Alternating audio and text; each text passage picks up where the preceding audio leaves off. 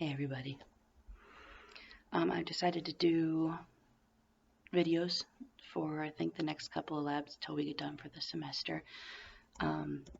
Just because it seems like it would be a little bit easier for you guys to learn that way. Also, I'm going to make a video about the previous lab, the DNA to proteins lab, because there were some questions that seemed really confusing, and I totally understand.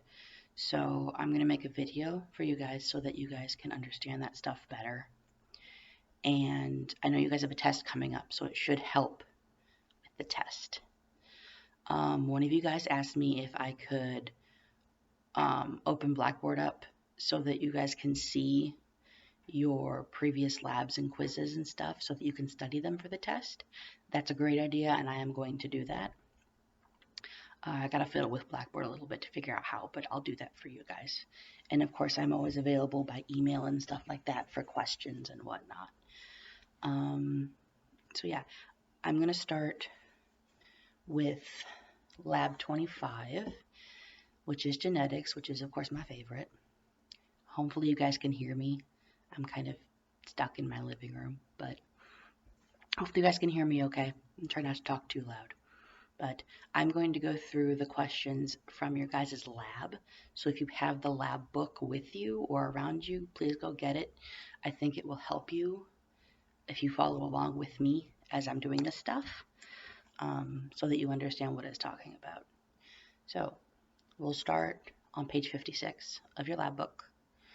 Number 1 is talking about the products of meiosis. Now, I don't know what Dr. Merchant's been doing with lectures or PowerPoints or whatever, but meiosis is how we produce what are called sex cells or gametes, 2 words for the same thing.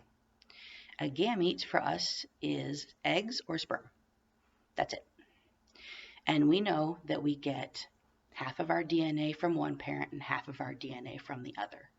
So each egg and each sperm that are produced have half the DNA of that parent, so that when they come together, we get a full set. So at the top of page 56, the first problem is talking about how we try to determine how many different, what are called genotypes. I have this. This is going to be useful. All right. First, some terminology.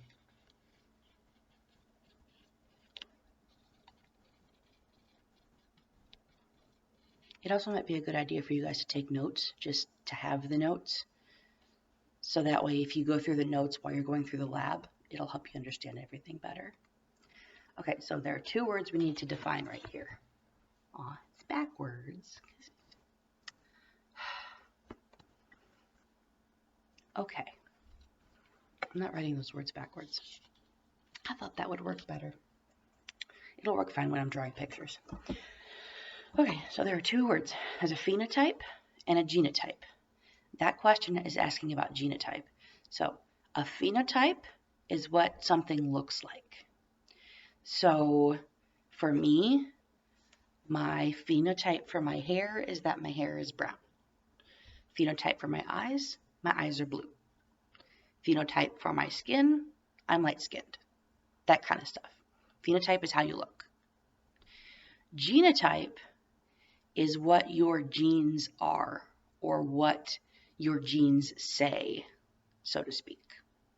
So to give an example, some genes are what we call dominant, and some genes are what we call recessive. Now, if a gene is dominant, more or less what that means is that it's going to, quote unquote, override a recessive gene and show up. So to use the hair example again, so one of my parents has brown hair like I do, but the other parent has blonde hair. In the process of, going through meiosis, making our sex cells, our sperm and eggs and whatever, I got the gene for brown hair from one parent, and I don't know what gene I got from the other parent because it doesn't show up, right? I can guess. So let's say for the sake of argument that I got the blonde-haired gene from my other parent. The blonde-haired gene doesn't show up. That's recessive. That's what that means. If something is recessive, it's there, but it doesn't show up. That kind of thing. So in my case, I've got brown hair because in people, in humans, brown hair is dominant to blonde hair. And both of them are dominant to red hair, which is why we don't see a lot of red-haired people. So what we are going to do for number 1 is we are going to determine how many genotypes are possible for each one of these parents. So if you remember back just a minute ago, I said we get half of our genes from one parent and half of our genes from another parent. So looking at the first one, we should talk about letters first. Okay, the letters. Regarding the dominant and recessive, if you guys look at that question, you can see that some of the letters are capitalized and some of them are lowercase. So actually, it's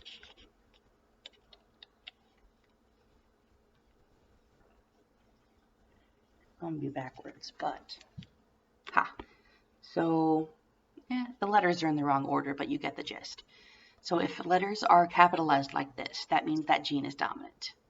If the letters are lowercase, it means that the gene is recessive. So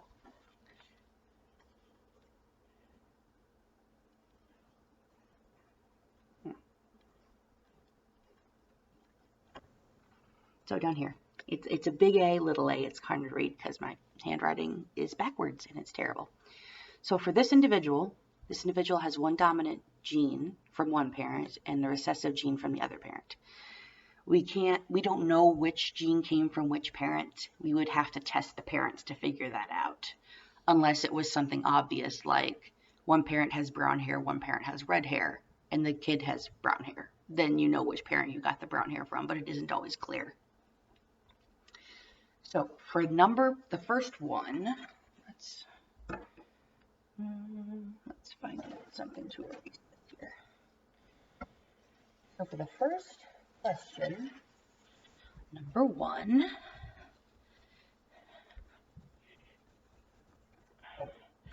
it gives you this genotype for the parents.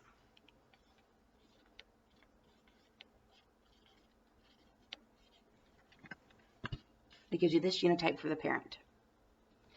Now, it doesn't matter which parent this is. Moms and dads, whatever, they're all the same. So this is the genotype that we get for the first one, for the parent. So looking at this, knowing that each parent gives half of their DNA to each child, think about how we would divide this up. So first of all, we know that there's going to be half. So each parent is only going to pass on 1A, 1B, and 1C to each kid, because we have half. We don't just give random genes all over the place, because then everything would go bonkers and we wouldn't be able to reproduce, because it just wouldn't work. So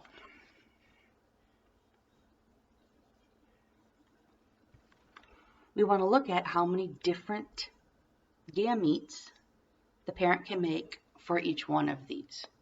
So for this A gene, all this parent has is a capital A, so that's all they can give to their kid. Second one, same thing. This parent only has big B's, so that's all they can pass on to the kid.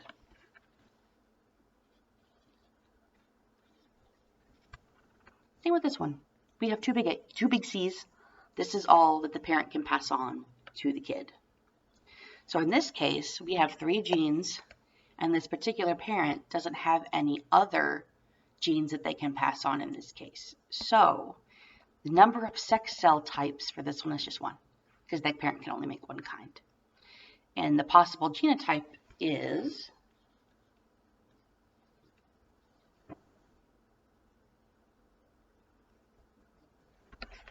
ABC.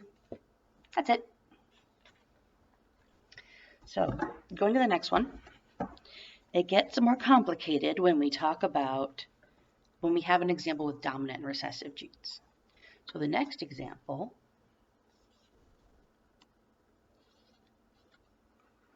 writing out backwards is hard.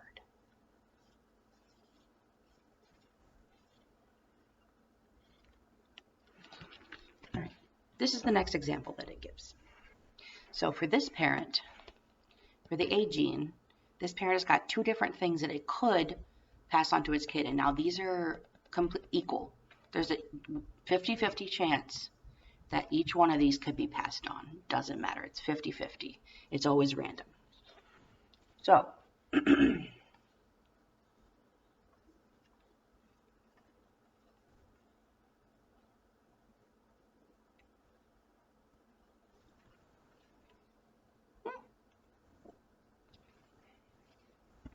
not used to writing things backwards. Let's try that again.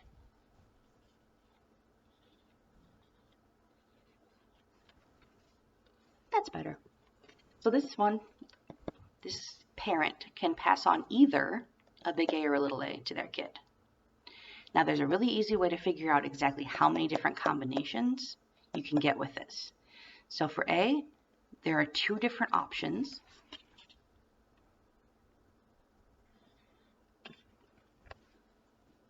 So we write a 2. For B and C, it's the same thing.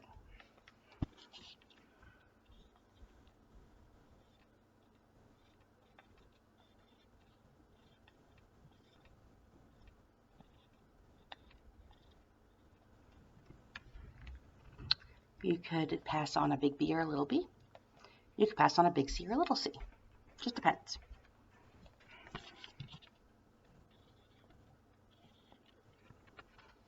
And we also have two choices for these two.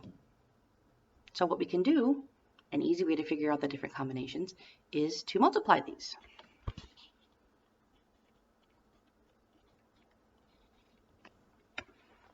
And 2 times 2 times 2 is 8. So there are 8 different combinations of these. Now, what would that look like?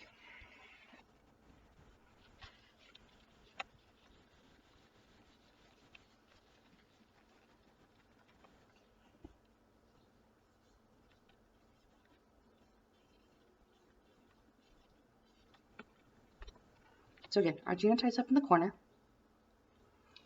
And because we know that each gene has a 50-50 shot of being passed on to the kid, this is what we do.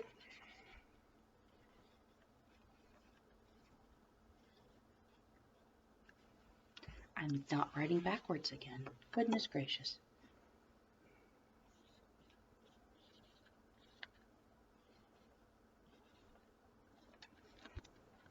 So this is an example. Because each one of these can be passed on equally, there's exactly the same amount of chance that the kid could get 3 dominant genes here or 3 recessive genes. Same thing. Now,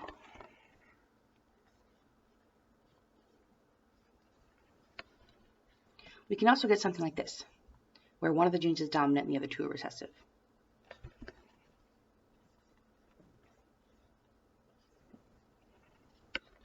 Or like this, where the A and the C are dominant, but the B is recessive.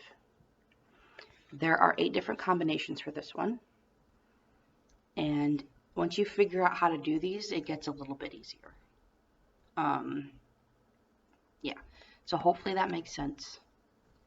I am going to upload this video before I go to the next one. So yeah, you can see there are links all through this quiz that I'm going to be doing. So hopefully this makes sense. If you guys go through the first question on your lab and do these, it will help you understand it a lot, I think. Just remember the math, the math trick. If there are 2 of these, do a 2. If there's only 1, you can do 1. So like if they're both big A, there's just 1. If they're both little a, it's just 1. So yeah, I'm going to upload this and get going on the next one.